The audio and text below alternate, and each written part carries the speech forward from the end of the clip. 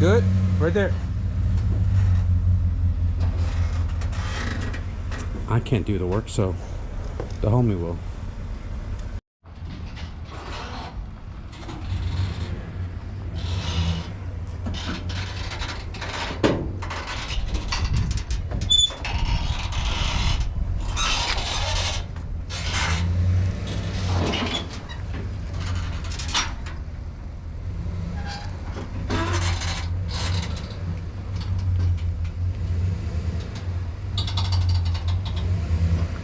Right there's cool. So that way it's on the concrete. Before the homie Chewy takes off, I asked him a little favor to jack this car up and take it off jack stand, because that takes a little bit of effort, especially because I still got this guy on me. And I'm gonna work on this car a little bit today. I'm not even gonna try to pick this up. Slides pretty easy though. I have this freaking bag in the front because it's still leaking somewhere into the cabin, and I don't have a cowl on because I was trying to figure it out before I went to the hospital. So hopefully there's no water inside the car.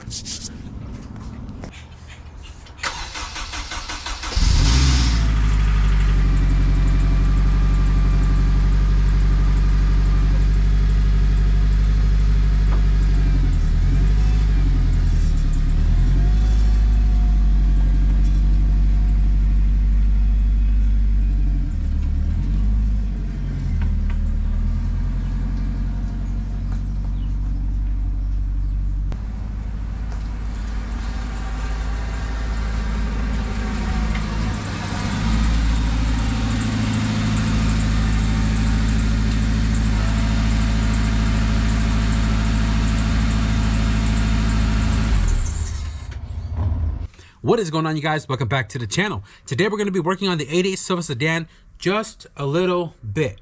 I figured because I still have the tube in my body, I can't do any mechanical work, and I do have my appointment with the surgeon in a couple of days. Hopefully we get some good news to get this out of my body soon so we can fully heal to get back with regular programming. Now, you guys probably understand when I say this, I'm the type to stay busy, and because I've been out of the garage for the last almost 2 weeks now, I'm kind of going crazy for cuckoo puff. I like to stay busy. I want to be back in the garage, but you know, obviously the healing part is the most important thing before I return to regular programming, and I just need to be busy. I've been in and out of the garage, just kind of panning around, just trying to find something light to do, and I figured the sedan is practically ready for the dyno. So made some phone calls, asked my tuner if he can squeeze me in anytime soon, and he said last week that we should be open for tomorrow, and we are scheduled for around 8 or 9 in the morning.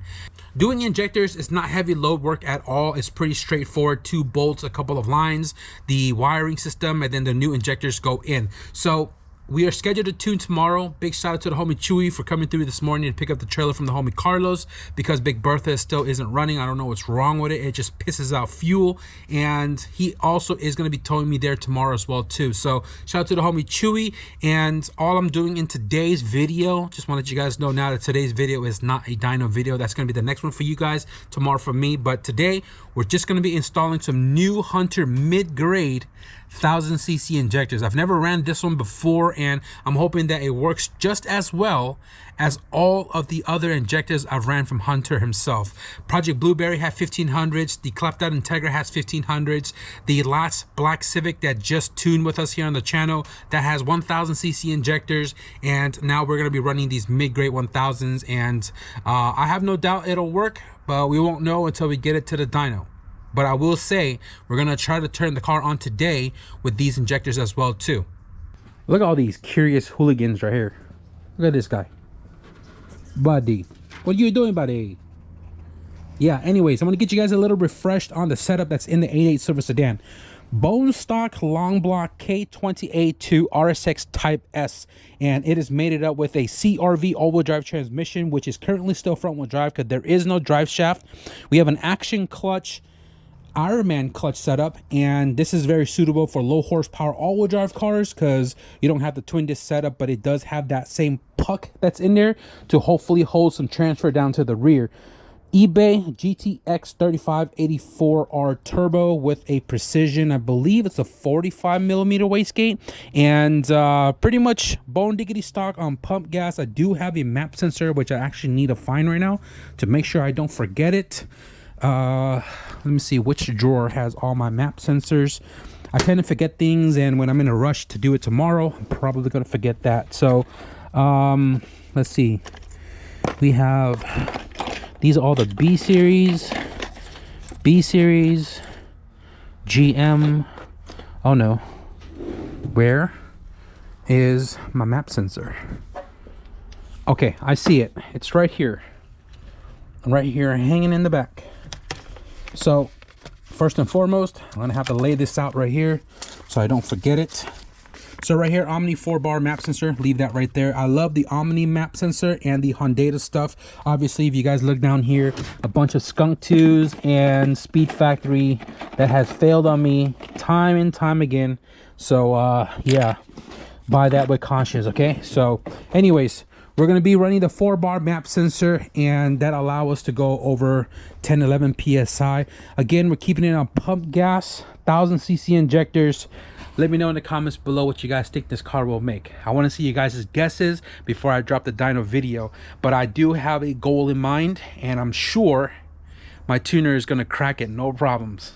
Everything about this car and engine has been running really well. If you guys saw, I drove this thing to the alignment rack the other day, 30 miles, no problems whatsoever. Temperature, cherry, and I'm really excited to get this thing finally to the dyno, because after the dyno session, realistically, it's just install the rear axles, get a drive shaft viscous coupler setup, bodywork, paint, and this thing is ready to mob around.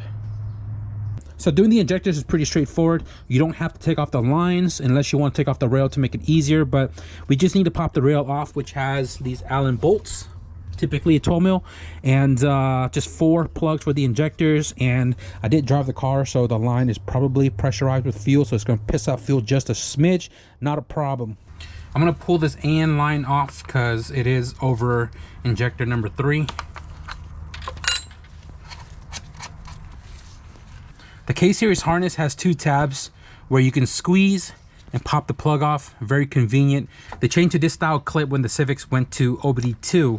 OBD 1 and OBD 0 has that retaining clip, which takes a pick or a flathead to remove, which is a little tricky, but you know, after doing it over time, it becomes easier. But this is definitely way more convenient. I do also need to wire these guys for the injectors. I'm not sure if they were the EV1s or the EV something, but we need to switch these guys out as well too, which I believe I have the plugs. Gotta double check, but anyways.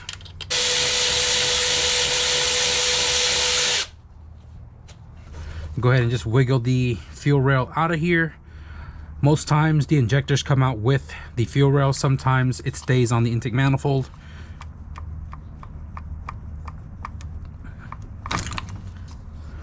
Okay, all 4 of them came off. I did notice that these 2, the plastic is stuck in the manifold, so definitely gonna have to take that off. Actually, this one broke off. That sucks. Here's one of it, and here's the second one. These guys are definitely gonna piss out.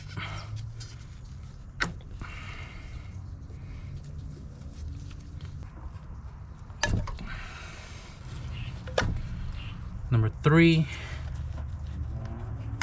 and number 4. Before I put the injectors in, I do want to wire these guys for the new injectors just because I have more space to work with. Mind you guys, this is the eBay harness, which I removed the yellow labels because they're hideous, and I did use my soldering iron to mark all the injector plugs. So this is 1, this is 2, 3, and 4. And this goes for all of the plugs as well too. They're all marked. Right here, this one should say map on it. Right there, map sensor. It just looks a lot cleaner. I mean, for, I think it was like 90 bucks, max pinion rod, K-Series tuck harness. Works really well. Just a label, fugly. I believe one of my boxes up here, which one says Injectors? This one says Injectors. These, I don't know why I bought them. They're Blocks 1000cc injectors, and I've heard horror stories about these, so I don't want to test the ocean to ever run them. I've had these injectors sitting in this box for a couple of years now, and I don't think I've ever planned on actually running them, but I do have the plugs right here. Double check to make sure that they clip on.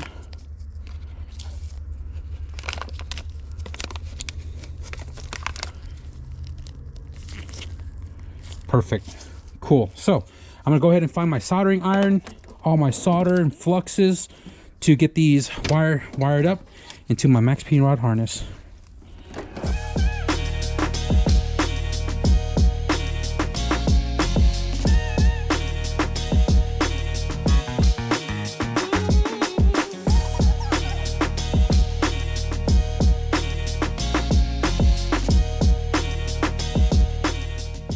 Okay, so I'm just about finished with the last wiring, cylinder number 4 right here. I want to show you guys what I did before I wrap it up. So if you guys look, I still have the OEM plug right here, and then we have the new one right there, and I decided to just kind of bridge them together in case for whatever reason I can go back to stock injectors and avoid having to cut and splice one too many times.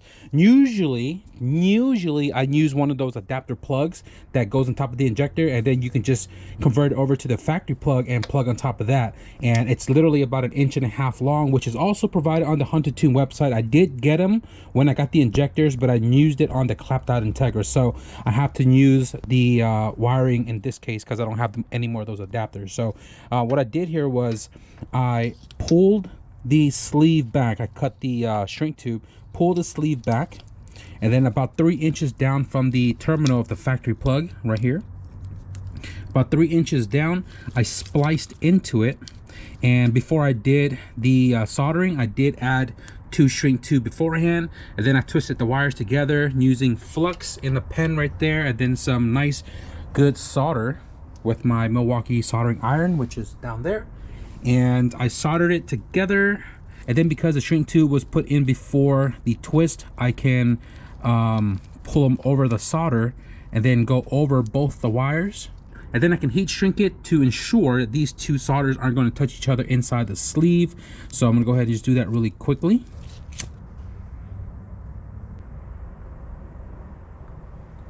Pull the sleeving over all of the wiring, right?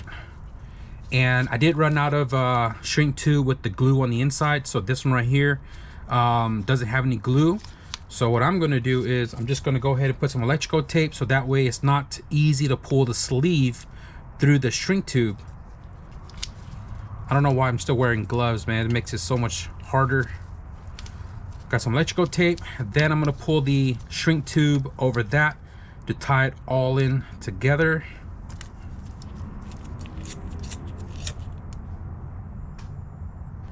So then we put these terminals back into the plug.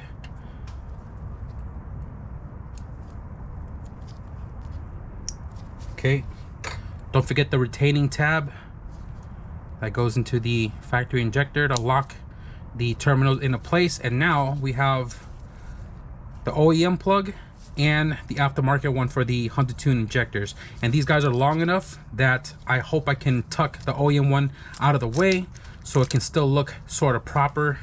And now we are ready for the injectors. I want to check continuity real quick to make sure that the solder went through both of the wires to ensure connection. That one's connected.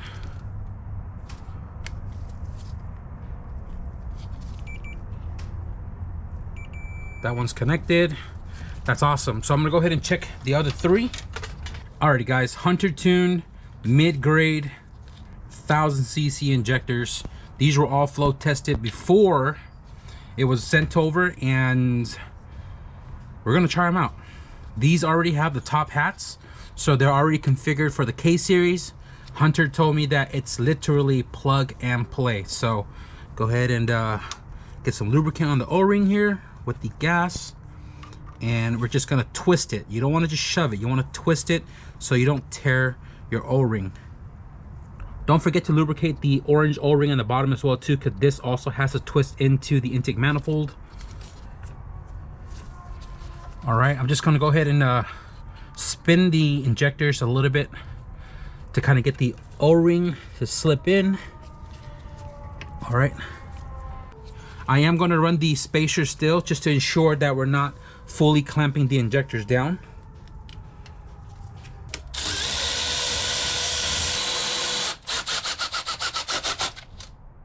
So harness, we have number 1, this one right here, number 2, number 3 and 4.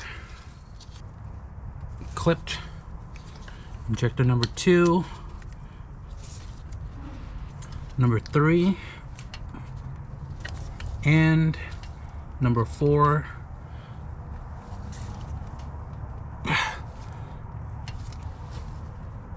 Clipped. And breather line. Get this sucker put back on. All right, guys, we have the Hunter Tune mid-grade 1000cc injectors installed with the harness. Everything is put back together, and now we just wait until my tuner sends the map so we can download it into the ECU and see if we can fire this thing over with these new injectors. So the stock injectors, I'm gonna throw it in this box for right now, and I'm gonna take it to the dyno with me. Here's my map sensor, and I'm gonna bring my spare injectors. Which one is it? I believe, no, that's empty. Stock grams. Okay, so I'm gonna bring my spare injectors just in case. I have these guys right here, gram 1600s. These were flow and cleaned by the homie Nomis. So worst case scenario, I have grams right here, and these were actually in the wagon before I went 2000s, and I just noticed the plugs are not on there, and these guys used a Honda AWD 1 plug. So, and then like I said, worst case scenario, I'll just cut the plugs that we just wired into the car and just use the AWD 1. So here's a bunch of AWD 1 plugs that I can use. Guys, I'm an idiot. So I went through my brand new set of spark plugs, right? NGK 2668. This is what I run for K series or anything cold pack. Depending on your power goals, you can run 2667, 2668, 2669. And I opened them up thinking, you know, these are brand new, because they were. And turns out these are used stock ones. These are heat range 11. And I just realized that these are actually the spark plugs that we use in the black EJ8 K20 turbo on the last dyno session. So I don't have freaking spark plugs, and while the night is still early, I'm gonna actually close up while we wait for the map to be delivered. I'm gonna take off to the parts store to get some spark plugs ready for tomorrow. Man, I don't know why this O'Reilly's is so dead. It's like nobody out here. It's crazy. Spark plugs. Damn, these has gone up in price. I used to pay like $42-$43, and I just paid like 73 bucks. I should have just brought the old ones to warranty out. Dude, it is 49 degrees right now, and we're back. I just hooked up my laptop to the car, and I threw in my K Pro, because this car was on K tuner to turn on and off to move around, but we're going to be tuning on K Pro. It's a V4 board, and right now in the ECU, it is my map from the blue car. It has my ID 2000s in it, and we're going to be loading up our map. Go ahead and turn the car to the on position. Go ahead and download my map real quick here. Open this one here. This one should be the tune from the black coupe, which has 1000 cc's in it. Dead times, everything's already set up, and obviously we're just needing it to turn the car on, to check fuel, make sure it's not leaking. I already did prime it a few times. It doesn't show like it's leaking, so I want to at least make sure that the car turns on and runs and it doesn't leak while it runs. So the map is in from the black coupe. Let's see if this thing turns on.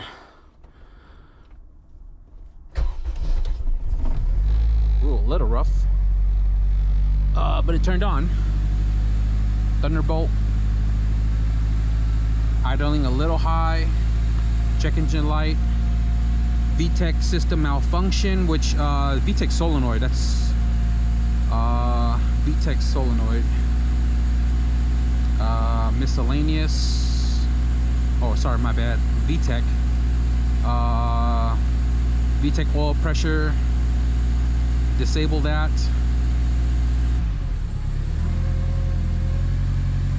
Get rid of that check engine light. The harness that's in the car doesn't even have a plug for the VTEC pressure switch, so we're just eliminating it. Clear the DTCs.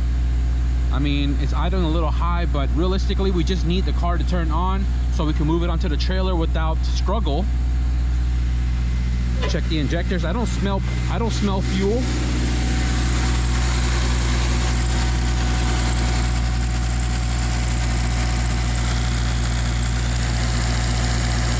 Sounds like it's working. Want to make sure it revs through. It revs through. So if it revs through, that means I can drive it. So injectors are good. We're Gucci. So I'm gonna go ahead and just disconnect. I think we're golden for tomorrow.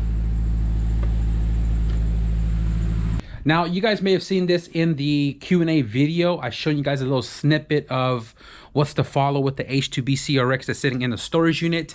And I think I've mentioned this before. I already have the design. I've just been slacking on moving forward with it, setting up the website and everything so we can get the ball rolling on finding the new home for the H2B CRX.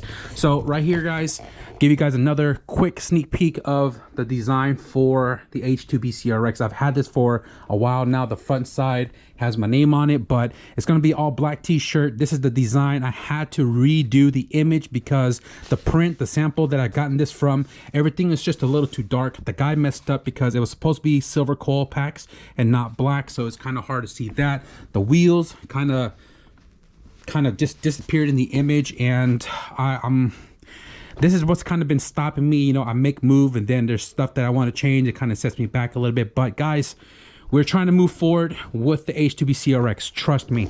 And I mentioned in the last Q&A video that I wanted to get into DTF printing.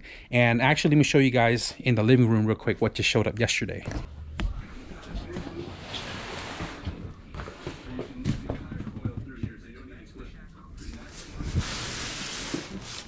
So what I just shown you guys right there is my HPN 16x20 heat press, and the area that I wanted to build this engine building section, it's gonna change just a little bit. Now, I've always built engines right here under this light, and I originally wanted to switch it over there, but I think the new project is going to build a workbench coming this way, and this is where I'm going to be printing t-shirts. I want to take matters into my own hand, learn something new, and I started investing in the heat press stuff to press DTF prints and start producing it myself for the merch to follow. Not entirely sure if I want to pull the trigger on a printer just yet.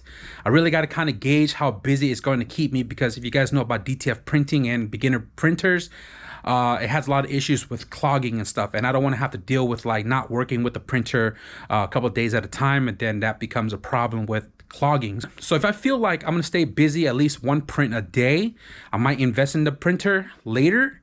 But I think for right now, what I'm going to do is just, I'm probably going to roll with gang sheets and fork out that little bit of more money just to kind of get the ball rolling until we're comfortable to buy a DTF printer. But I am going to build a workbench to accommodate a oven, printer, and a heat press. So I just shown you guys that snippet. I've already shown you guys a little bit of what we're going to be working with here soon, and the sample prints just came in from Ninja Transfer. There's so many DTF companies out there, it's hard to pick and choose, but I'm going to try Ninja Transfer first, and I have a couple of other ones on the list. If you guys do printing or offer high quality DTF, let me know in the comments below whether you guys can either help me with prints or recommend a company that has quality prints. So I want to show you guys what's in here first before we cap out this video, because this is just a dyno preparation and we did what we needed to do. So I'm just kind of spoiling you guys guys just a little bit. So let's do this before my battery is dead, because it's been flashing yellow for a minute because I'm back on the GoPro and not the G7X. Let's go ahead and open this box up and show you guys what's inside. This kind of helps me stay a little bit busy too, because I can't do mechanical work as of right now. So at least learn something new while I'm healing and, you know, a little bit mobile, obviously, right? So this is something that I've been, in the 2 weeks that I've been kind of recovering, man, I've been doing a lot of reading, watching, reviews, asking around. And this is definitely something I want to try to get into, because I think it'll be kind of beneficial in a way of like not just merch, but like families, or, you know, just doing cool designs and things like that. But let me show you guys what we got going on in here. So Ninja Perma stickers for any hard product or surface. So this is some nice little samples that they give with the package. We have a Ninja Transfer sticker right there, pretty cool. So that's funny, they actually printed my receipt on a DTF right here. It's already all ovened up and everything, so that's pretty funny. But so right here I ordered 2 sets of transfers, the DTF print, Ninja Transfer Supply DTF alignment set. So I bought these guys right here to make sure when I print, I'm gonna print them pretty dead centered, and, you know, the average length away from the neck itself.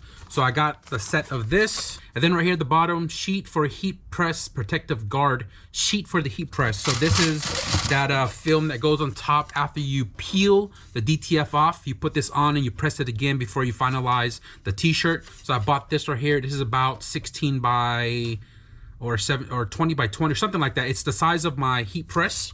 And then I want to show you guys the DTF that I ordered. So these are just, again, sample print just for me to get my foot wet a little bit.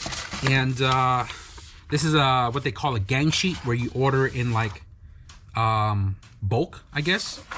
And oh wow, I can already tell you that this is a much cleaner print to the sample one that I have over there. So I can literally see the wheels, the carbon on the hood. I did modify the coil pack to be silver, right? So it's all silver, and you can clearly see that valve cover compared to the print that we have over there. So this is just about the same size. It is 16 by 12, I want to say, and I bought a gang of them. You guys see that? A gang of them. I'm not going to unroll it just because there's a lot of them on there. There should be another print right here on the inside. This is all the logo for the front of the T. I can't pull it out because it's like wedged up in there. Let me see. Yeah, I can't. I think it's one whole entire roll. But the second print is the young static part for the front of the T right here. But so let me show you guys the comparison between this print and the one that's on the T-shirt. Right away, look at that. Big difference on the coil packs, and the white is a little more distinguished, like all the little details. You can't even see the vacuum lines over here. It's kind of hard. I hope it doesn't change too much when I heat press it. But the car itself, look at the wheels. Yeah, see, you guys can't even see the wheels. Then over here, you can see the wheels clearly. So this is the print, guys, for the H2B CRX. It's gonna be freaking awesome, man. I'm freaking loving it. I am freaking love it. So again, guys, this is just a, you know, teaser, and we're gonna be setting up a DTF printing section right here in my garage, not an engine build section anymore. That's gonna be its own video. I'm gonna go buy 2x4, build a workbench in the video, set up the press, and then maybe possibly print a shirt as well too. Oh, forgot. This package right here has all the shirts that I bought to kind of practice, I guess. And I do have a couple of sizes that are for me, and I did buy some other sizes for, like, I guess a I don't know, display shirt or something. But I got some larges, I got some XLs, and I bought these in the Next Level brand because I really love the S1 shirts that are also made by the same brand, Next Level.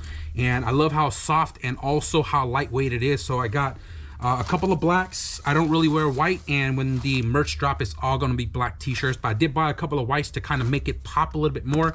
So we're gonna be printing, guys. We're gonna be doing some DTF stuff in the works here soon. But we're gonna wrap it up for this video right here. I'm spilling a little too much juice for you guys, but I hope y'all are excited. But So we're gonna wrap it up for this video right here. 100-tune injector installation. Check the link in the description below. If you guys enjoyed this one, be sure to leave a thumbs up. And if you guys want to stick around for the dyno video tomorrow for me, next video for you guys, be sure to hit the subscribe button. But with that being said, thank you guys for watching.